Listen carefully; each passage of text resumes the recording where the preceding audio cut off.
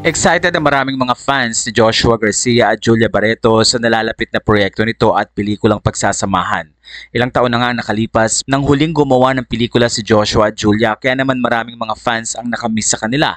Nagkaroon din ng kanilang mga relationship pagkatapos ng kanilang breakup at dahil dito, on time or napapanahon na rin ang nasabing proyekto. Hiningan din ng pahayag ang boyfriend ni Julia Barreto na si Gerald Anderson tungkol sa kanyang reaksyon sa paggawa ng pelikula ni Julia at pati na rin ni Joshua. Ayon kay Gerald, walang problema sa kanya ang nasabing movie comeback ng dalawa dahil naniniwala siya na maganda ang konsepto at topic ng nasabing pelikula, lalo na't mahuhusay na aktor din si Joshua at Julia. Ipinakita na Gerald na trabaho lamang ang pagsasamahan ni Joshua at Julia at very confident nga si Gerald Anderson sa kanyang girlfriend.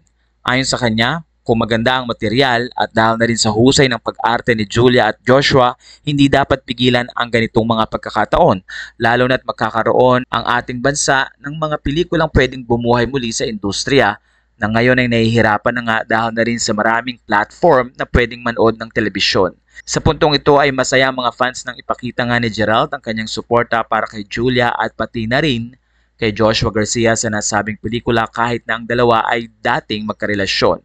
Masaya din ang mga fans na naging reaction ni Gerald Anderson sa pagbabati ni Julia Barreto at Bea Alonso sa mga nakaraang event na kung saan ay nakitang nagpapalitan ng pleasantries si Julia at Bea Alonso. Ayon sa mga fans, totoong ang time ang nag-heals sa mga sugatang puso noong mga nakaraang panahon. At sa pagkakataong ito, mas priority na ni Gerald, Bea, Julia at Joshua ang kanilang mga karera na kung saan ay patuloy ding sinusuportahan ng kanilang mga tagahanga.